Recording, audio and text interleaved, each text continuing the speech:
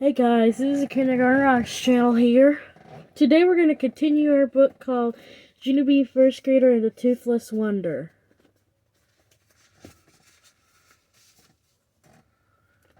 Chapter 7, A Stumper. The next morning was school. I put my spit cup in my backpack and I took it to my bus stop, 'cause Mother said I couldn't take my tooth, but the spit cup was Grandpa's idea. I saved Herb a seat. Then I bounced up and down real excited because I couldn't wait for him to see it, of course. Finally, we got to his bus stop. I waved to him from the window. Then, I leaned my face close to the glass and I smiled my biggest smile. Herb's eyeballs popped out of his head. He ran out to the bus stop zippity quick. It came out Herb, it came out, I said. My tooth came out on Friday, and it's been out ever since. I smiled for him again. See me, Herb?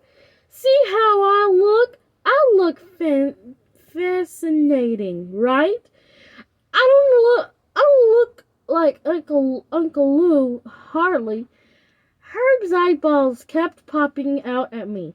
Whoa, he said. Wow. I laughed at that nice comment. I smiled and pointed. See my tooth hole, Herb? Huh? I looked cute, right? I don't even look like Uncle Lou, correct? Herb said, wow again. After that, I quick got my backpack and unzipped the zipper. Yeah, only wait till you see this, Herbert, I said. I brought something special for you to see. After that, I pulled out the cup and put it right in his lap. Ta-da! It's my spit cup, Herb. I use this cup to rinse my actual spit. I showed him the edges. See the pink color right there? That's pink is from the bleeding. Herbert's face did not look delighted. Okay, thank you, he said. Please get it off of me now.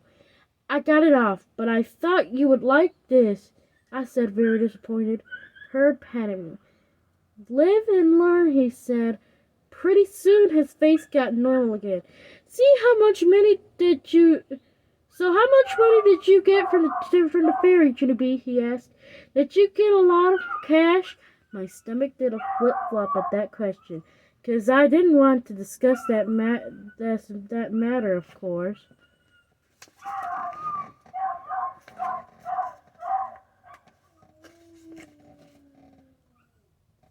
I squirmed in my seat, kind of worried. Then I looked out the window and I didn't talk. Herb tapped on me. What's wrong, Junie B? He said. How come you're not answering me? The fairy did come, right? She didn't forget you, did she? I looked all around. Then I scooted next to him very close, and I quieted my voice to a whisper. Yeah, only I can't even discuss that matter, Herb, I said, 'cause I know stuff about that fairy. Stuff? What kind of stuff? He asked. I whispered even softer. Sorry, I said, but I have to keep it a secret, and so please don't ask me any more questions, and I mean it. After that, I pretended to lock my lips, and I threw away the key. I saw that on TV once. Herb looked annoyed at me. I unlocked my lips again. Don't be mad at me, I said. I can't help what I know, Herb. And anyways, all you have to do is this about it. 'Cause the fairy doesn't make sense. Herb scratched his head. What do you mean she doesn't make sense? Why doesn't she? I crossed my arms. Because what does the fairy do with the teeth, Herbert? Huh. Did you ever ask yourself that problem? Why would a fairy pay money for teeth when she doesn't even use them? It sounds kind of fishy, don't you think? Herb just stared at me. Well, I said, do you know the answer, Herb? A fairy wouldn't just throw the teeth in the garbage, would she? 'Cause that doesn't even add up. Only nobody knows what she does with them, apparently. Not even you, I bet. Herb winkled his eyebrows. I never thought about it, he said. He tapped on his chin. What does the fairy do with the teeth? That's a stumper, all right.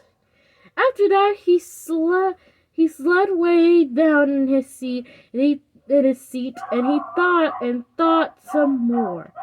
I thought some more too. We rode to school real quiet.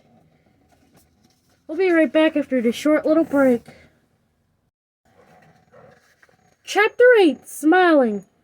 When we finally got to school, I started feeling shaky inside, because I didn't want to get laughed at, remember?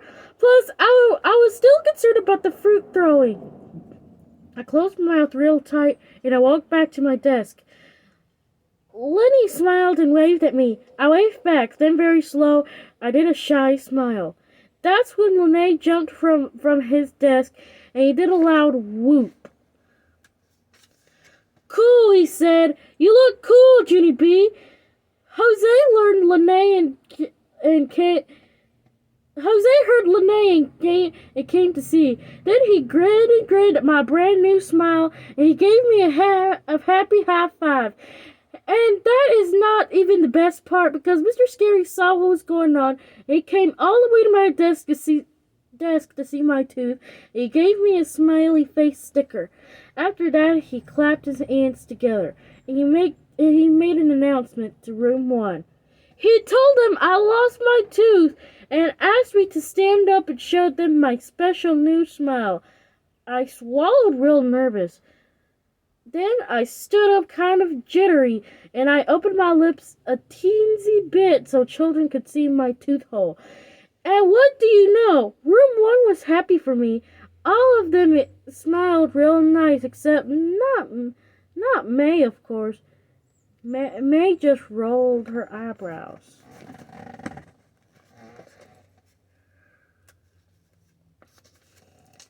I think you look weird, Judy Jones, she said. I think your smile looks silly. I sat down. No, May. This is not a silly smile, I said. Then I put my fingers in the side of my mouth, and I stretched my smile across my face, and I wiggled my tongue at her very fast. Excuse me.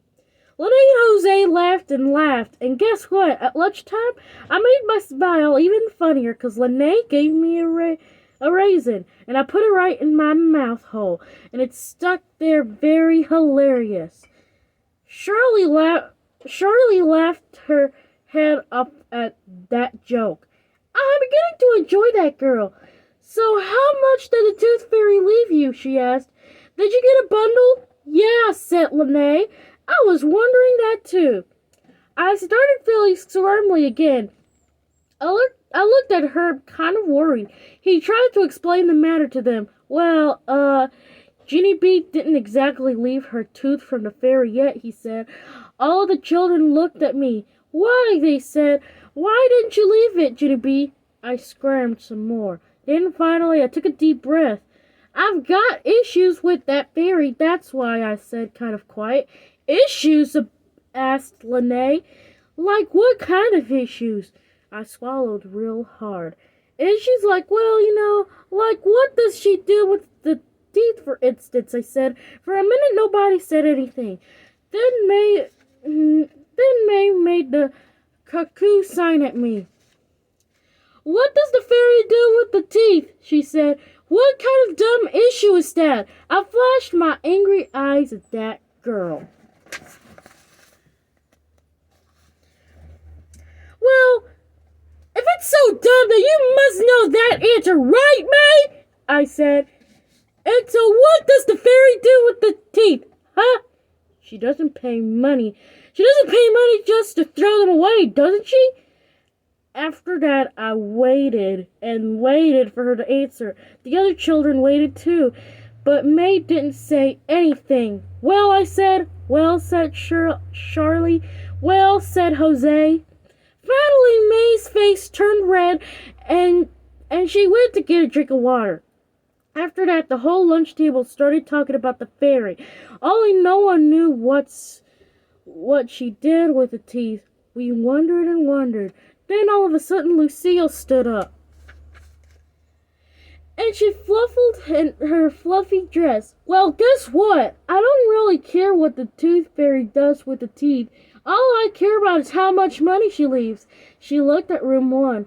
You're nothing without money. People remember that, she said. I tapped my fingers on the table, kind of annoyed. Yeah, all of that doesn't even answer my question, Lucille, 'cause I still don't know what she does with the teeth. Lucille put his hands on her hips. Well, maybe she just collects them, she said. Did you ever think of that? Huh, collecting stuff is a hobby, you know. My Ricky Nana collects tons of junk, and she pays good money for it, too. I tapped my fingers some more. Then I put my chin in my hands, and I thought about Lucille's Nana. Finally, I started to smile a little bit, because maybe Lucille's idea might make some sense, possibly. Pretty soon, Herb smiled a little bit, too. A tooth collection? Huh, he said. Maybe that's the answer, Junie B. Yeah, that just might be it. The fairy might collect teeth as a hobby or something. Sure, said Lene. There's nothing wrong with collecting stuff. Like, I collect baseball cards, but I don't really do anything with them. See, and I collect matchbox cars, said Jose. What's wrong with that? Just then, Selden sprang up from the table. Yes, and I collect vacuum cleaner bags, and the doctor says that's perfectly normal. After that, Selden laughed, and he pretended to vacuum his pants. All of us moved away from him. Then the bell rang, and everyone went outside for recess. That afternoon, I wrote in my journal, Dear First Grade Journal, me and Herb talked some more on the playground. We decided that the Tooth Fairy has a tooth collection, probably, and that is not even weird, possibly. Also, I promised Herb I would put my tooth under my pillow tonight. I hope we are right about that, this woman. From Junie B, first grader. P.S. I wish me all the best. Well, guys, I hope you enjoyed chapters 7 and 8 of Junie B, first grader, The Toothless Wonder. Thank you for watching, and have a good evening.